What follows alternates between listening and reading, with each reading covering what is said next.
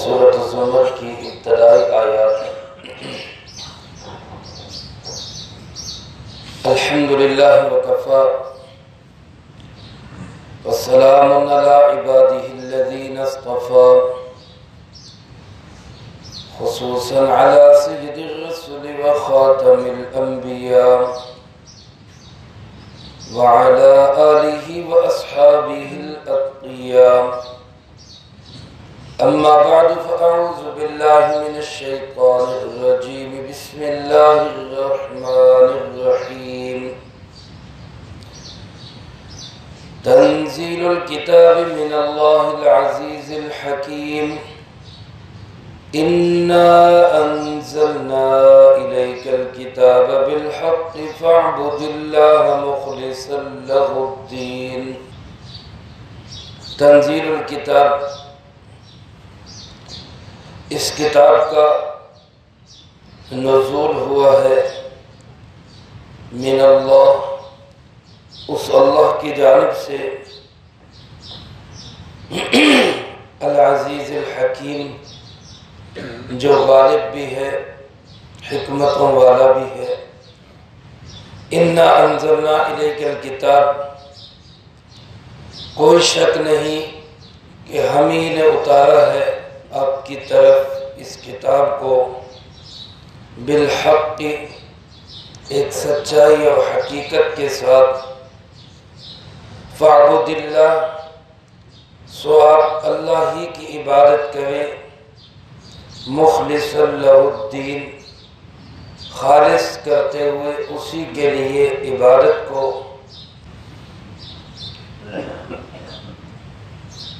اس سورۃ مبارکہ کا نام سورۃ الزمر ہے۔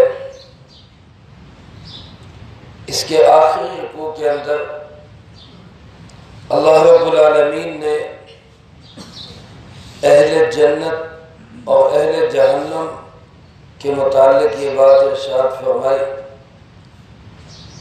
کہ ہم ان دونوں کو زمر کی شکل میں جنت یا جہنم میں لے کے جائیں گے۔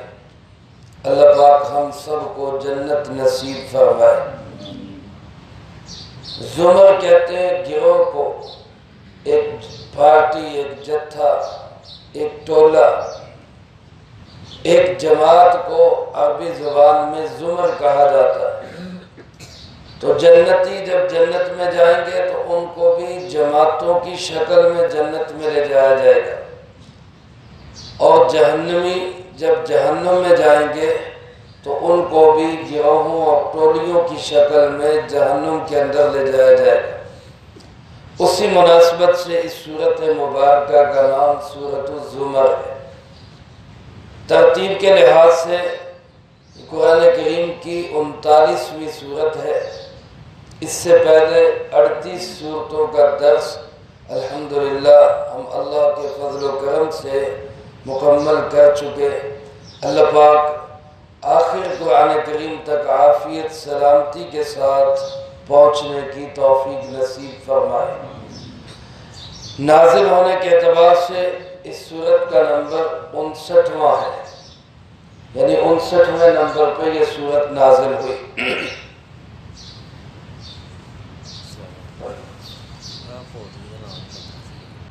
درس کے بعد ضرورت ہے اس کی بات یہ لے کے جانا ہے، ٹھیک۔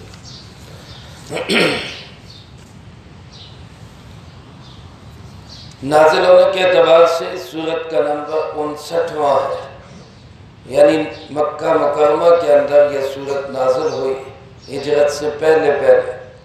علماء نے اس کے نزول کا زمانہ لکھا ہے نبوت کا 6واں یا 7واں سال، یعنی ہمارے پیارے آقا جناب محمد کریم خاتم النبیین صلی اللہ علیہ وسلم کی عمر مبارک اس وقت 46 یا 47 برس تھی جب یہ سورت نازل۔ مکی سورت ہونے کے ناطے سے اس میں زیادہ تر 4 مضامین بیان ہوئے ہیں۔ اللہ کی توحید، جناب نبی پاک صلی اللہ علیہ وسلم کی رسالت و ختم نبوت، عقیدہ آخرت اور قرآن کریم کی حقانیت۔ یہ 4 مضامین مکی صورتوں کے اندر زیادہ تر بیان ہوئے۔ اس کے علاوہ اس صورت مبارکہ کو یہ خصوصیت اور اہمیت حاصل ہے کہ علماء نے لکھا ہے اس کے بعد 7 صورتیں ایسی آ رہی ہیں جن کا آغاز حامیم سے ہوتا ہے، حامیم کے لفظ، ان کو کہا جاتا ہے حوامیم 7، 7 صورتیں جو حامیم کے لفظ سے شروع ہوتی ہیں۔ ان 7 صورتوں کو مفسرین کرام رحمہم اللہ فرماتے ہیں کہ یہ پورے قرآن کریم کا لب لباب ہے، نچوڑ اور خلاصہ۔ سارے قرآن کریم کے مضامین اللہ پاک نے ان 7 صورتوں کے اندر بیان فرمائے، اور مفسرین کرام فرماتے ہیں کہ یہ جو سورۃ زمر ہے یہ ان 7 صورتوں کی بھی تمہید ہے۔ جیسے کوئی کتاب لکھی جاتی ہے تو آغاز میں کتاب لکھنے والا تمہیدی کلمات میں پوری کتاب کا خلاصہ بیان کر دیتا ہے کہ میں نے اس کتاب میں کس موضوع پہ بحث کی ہے، تو گویا ان حوامیم 7 جو قرآن کا خلاصہ ہے ان 7 صورتوں کا خلاصہ اور نچوڑ وہ اس سورۃ زمر کے اندر۔ اور مفسرین کرام رحمہم اللہ نے یہ بھی لکھا ہے کہ اس کے اندر یہ جو ایک جملہ آیا فَاعْبُدِ اللَّهَ مُخْلِصًا لَهُ الدِّينَ، اللہ کی عبادت کریں اسی کے لیے عبادت کو خالص کرتے ہوئے، یہی پورے دین کا خلاصہ ہے۔ ہماری نماز، ہمارا روزہ، ہمارا حج، ہماری زکوٰۃ، ہماری امانت، دیانت، صداقت، سچائی اور ہماری صلہ رحمی، معاملات و معاشرت، یعنی زندگی کا ہر عمل وہ صرف اور صرف اللہ کی رضا کے لیے ہو، یہی سارے دین کا خلاصہ ہے۔ اسی میں اللہ پاک نے سارے دین کو بند کر دیا۔ تو میرے محترم دوستو، گویا اس سورۃ مبارکہ کا مرکزی موضوع اور مضمون وہ اخلاص فی الدین ہے، خالص اللہ کی عبادت۔ تو میرے محترم دوستو، اللہ پاک کا یہ حق بھی ہے، اللہ پاک نے ہمیں ہر چیز خالص دی۔ اللہ پاک نے ہمیں خوراک دی تو خالص، دودھ دیا تو خالص، فروٹ دیے تو خالص، آگے اس میں ملاوٹیں تو ہم کرتے ہیں، انسان کرتے ہیں۔ اللہ رب العالمین نے تو ہمیں جو چیزیں عطا کی وہ سب کی سب خالص چیزیں، اور اللہ کا تقاضا بھی یہی ہے کہ میری عبادت کرو اور اس طرح عبادت کرو کہ ملاوٹ کر کے نہ کرو، صرف میری عبادت کرو۔ چنانچہ اس موضوع کو بیان کرنے سے پہلے اللہ پاک ارشاد فرماتے تنزیل الکتاب، اس کتاب کا جو نزول ہے، عربی زبان کے اندر 2 لفظ ہیں، ایک ہے نزول کا، ایک ہے تنزیل کا۔ قرآن کریم میں کہیں انزلنا بھی استعمال ہوا ہے، کہیں نزلنا بھی استعمال ہوا ہے۔ نزول کا معنی ہوتا ہے کسی چیز کا اتارنا، ایک ہی دفعہ کوئی چیز اتار دی جائے، اور تنزیل کا معنی ہوتا ہے کسی چیز کا آہستہ آہستہ اتارنا۔ قرآن کریم کی دونوں شانیں ہیں، ایک شان اس کا ایک دم مکمل قرآن کریم کا اترنا بھی ہے کہ لوح محفوظ سے آسمان دنیا پر اللہ پاک نے ایک ہی دفعہ میں پورا قرآن کریم اتارا، اور پھر آگے آسمان دنیا سے پیارے آقا جناب نبی پاک صلی اللہ علیہ وسلم کے قلب مطہر پر قرآن کریم تھوڑا تھوڑا کر کے اترا، 23 سالوں کے اندر تقریباً مکمل ہوا۔ اس کو تنزیل کہتے ہیں۔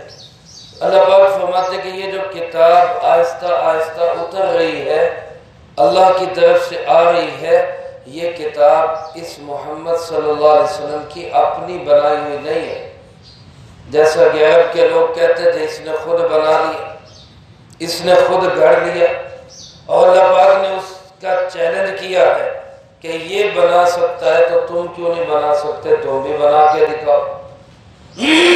تو اس لیے یہ بات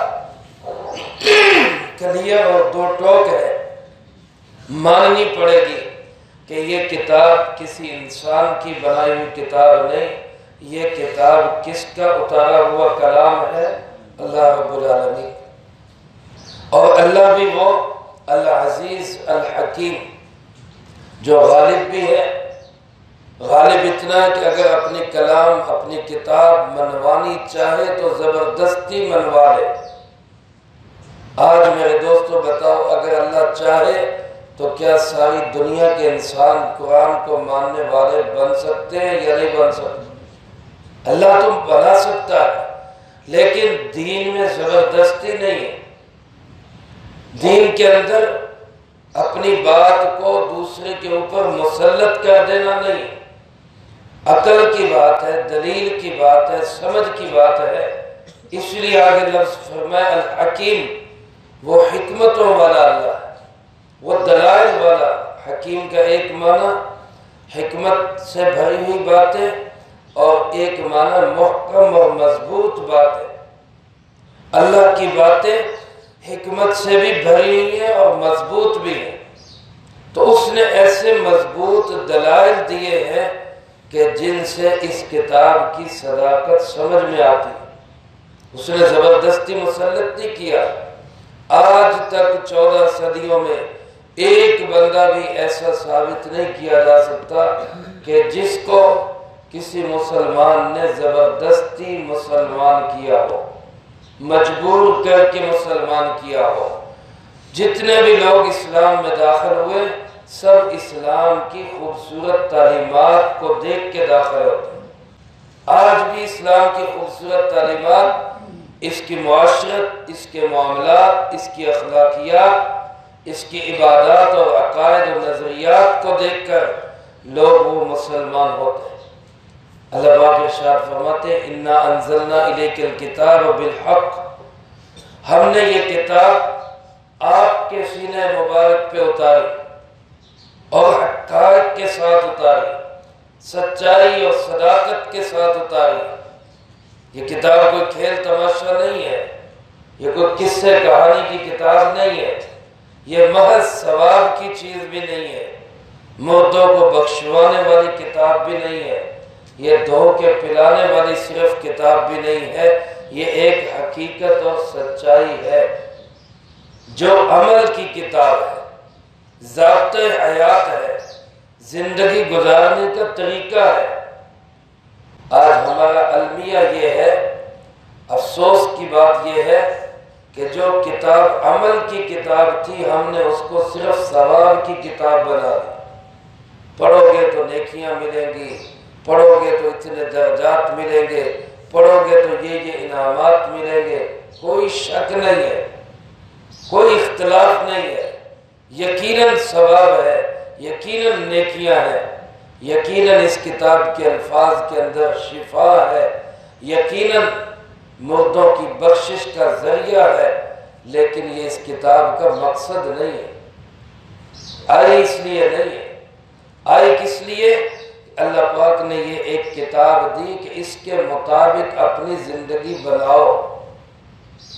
آپ بازار میں جاتے ہیں، کوئی مشین خریدتے، واشنگ مشین خریدے، فریج خریدے، اے سی خریدے، موٹر سائیکل، گاڑی خریدے، کار خریدے، اس کے ساتھ آپ کو ایک چھوٹی سی گائیڈ بک دیتے، ایک کتابچہ دیتے جس میں ہدایات لکھی ہوتی کہ اس مشین کو آپ نے کیسے استعمال کرنا ہے، اور بندہ پھر اس کے مطابق اس مشین کو استعمال کرتا ہے تو وہ فائدہ دیتی ہے، ورنہ وہ مشین نقصان دیتی ہے۔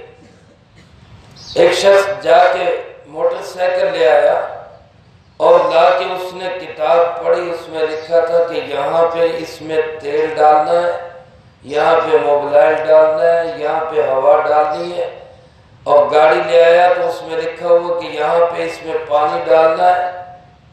اب یہ کہتا ہے کہ جی گاڑی میری، پیسے میں نے لگائے، مالک میں ہوں، رجسٹریشن میرے نام کی، تم مامے لگتے ہو مجھے ہدایات دینے کے، میں اپنی مرضی سے اس کو استعمال کروں گا۔ اب وہ پیٹرول کی جگہ پہ پانی ڈالتا ہے، اور موبائل کی جگہ پہ وہ ڈیزل ڈال دیتا ہے، پیٹرول ڈال دیتا ہے، تو بتاؤ وہ گاڑی چلے گی؟ وہ گاڑی کبھی نہیں چل سکتی، وہ نفع کی بجائے نقصان دے گی، کیونکہ اس نے گاڑی بنانے والوں کی ہدایات پہ عمل نہیں کیا۔ اسی طرح میرے محترم دوستو، یہ انسان کی ایک مشینری ہے، اس مشینری کو چلانے کے لیے اللہ پاک نے یہ ایک بک دی ہے، یہ گائیڈ بک ہے، ضابطۂ حیات ہے، زندگی گزارنے کے اصول اس کے اندر ہیں۔ ایک فرد کی زندگی بھی اس کتاب سے سنہری بنتی ہے، اور ایک مجموعے اور جماعت اور معاشرے کی زندگی بھی اس کتاب سے خوبصورت بنتی ہے۔ آج اس کتاب کو چھوڑنے کی وجہ سے ہم لوگ پریشان ہیں، اور ہم لوگ اذیتوں کے اندر ہیں، ہم لوگ مسائل اور الجھنوں کا شکار ہیں، کیونکہ ہم نے اس کتاب کی تعلیمات کو چھوڑ دیا۔ اور اس کتاب کی سب سے بڑی اعلیٰ اور سب باتوں کا خلاصہ اس کتاب کا کیا حکم ہے؟ فرمایا فَاعْبُدِ اللَّهَ مُخْلِصًا لَهُ الدِّينَ، اللہ کی عبادت کرو، خالص دین اسی کے لیے بنا کر۔ دین کا معنی یہاں عبادت ہے۔ علماء فرماتے کہ مقصد اس کا کیا ہے کہ اللہ کی عبادت کے اندر کسی بھی قسم کے شرک کی ملاوٹ نہ ہو۔ بڑا شرک تو دور کی بات، چھوٹا شرک جس کو ریاکاری کہا جاتا ہے، دکھلاوا، نام و نمود اور شہرت، یہ بھی نہیں ہونا چاہیے۔ حدیث پاک میں آتا ہے، ایک صحابی آپ صلی اللہ علیہ وسلم کی خدمت میں حاضر ہوئے، حضرت ابو ہریرہ رضی اللہ تعالیٰ عنہ اس حدیث کے راوی ہے۔ وہ فرماتے ہیں، اس صحابی نے عرض کیا، اللہ کے محبوب جی صلی اللہ علیہ وسلم، میں بعض اوقات کوئی چیز خرچ کرتا ہوں، صدقہ خیرات، کسی کی مدد، کسی کا تعاون، کسی کو کوئی مال دیتا ہوں، اور میرے اندر دو جذبے ہوتے ہیں، دو چیزیں ہوتی ہیں میرے اندر۔ ایک تو یہ ہوتا ہے کہ اللہ مجھے اس کا اجر عطا فرمائے، اللہ مجھے اس کا صلہ اور بدل عطا فرمائے، اور دوسرا میرے دل میں یہ خواہش بھی ہوتی ہے کہ لوگ میری تعریف بھی کریں، لوگ کہیں کہ اس نے بہت اچھا کام کیا، لوگ کہیں کہ اس نے جناب خرچ کیا، یہ بھی میرے دل میں ہوتا ہے۔ اب آپ میری رہنمائی فرما دیں کہ میں ٹھیک ہوں یا غلط ہوں۔ ایک تو ہمارا مسئلہ یہ اٹکا ہوا ہے کہ ہم اپنا فیصلہ بھی خود ہی کرتے ہیں، میں ٹھیک کر رہا ہوں بس، حالانکہ ہمیں اپنا فیصلہ اپنے بڑوں سے، اہل علم سے کروانا چاہیے کہ جناب آپ بتائیں ہم یہ ٹھیک کر رہے ہیں یا غلط کر رہے ہیں۔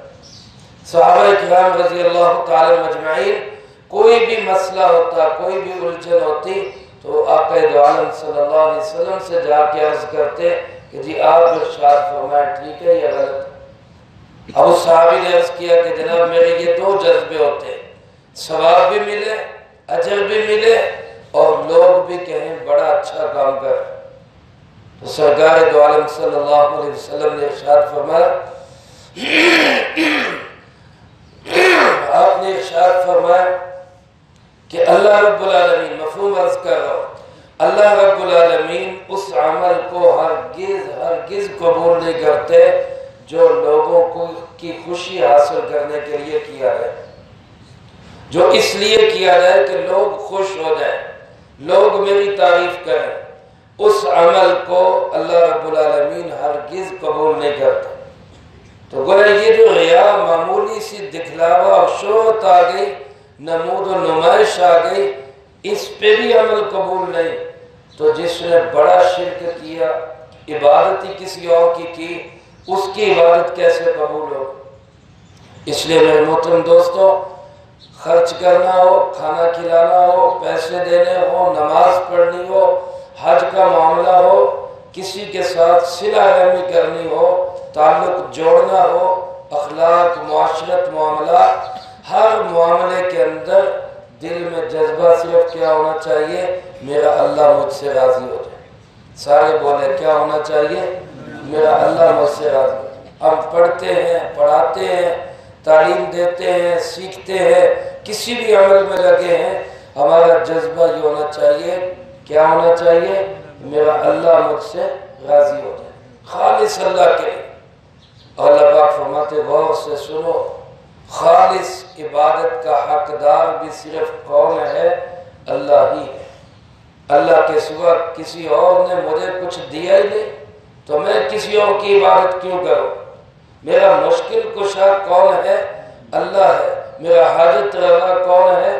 اللہ ہے۔ میرا بگڑی بنانے والا کون ہے؟ اللہ ہے۔ میری ساری ضرورتوں کو پورا کرنے والا بھی کون ہے؟ وہ اللہ ہے۔ تو میں اللہ کے علاوہ کسی اور کی عبادت کیوں کروں؟ اس لیے عبادت کا حقدار صرف اور صرف کون ہے؟ آگے اللہ پاک نے ان لوگوں کی تردید کی ہے کہ جو اللہ کے ساتھ شرک جلی بڑا شرک کرتے ہیں، اس کی تردید کی، اس کا تذکرہ انشاءاللہ اگلی فرصت میں آئے گا۔ اللہ پاک سے دعا ہے اللہ مجھے آپ کو سب کو قرآن و سنت کی صحیح سمجھ نصیب فرمائے، جو کہا سنا اس کو زندگی میں لا کے دوسروں تک پہنچانے کی توفیق عطا فرمائے۔ اللہم انت السلام و منک السلام تبارک ربنا وتعالیت یا ذا الجلال والاکرام۔ اللهم أعنا على ذكرك وشكرك وحسن عبادتك، اللهم احسن عاقبتنا في الأمور كلها وأجرنا من خزي الدنيا وعذاب الآخرة، اللهم باقية كباقية الوليد، اللهم استر عوراتنا وآمن رواتنا، اللهم إنا نجعلك في نحورهم ونعوذ بك من شرورهم، اللهم اكفنا بحلالك عن حرامك وأغننا بفضلك عمن سواك، اللهم اكفنا كل مهين من حيث شئت ومن أين شئت، رب اغفر وارحم وأنت خير الراحمين، ربنا تقبل منا إنك أنت السميع العليم وتب علينا إنك أنت التواب الرحيم، صلى الله على النبي الكريم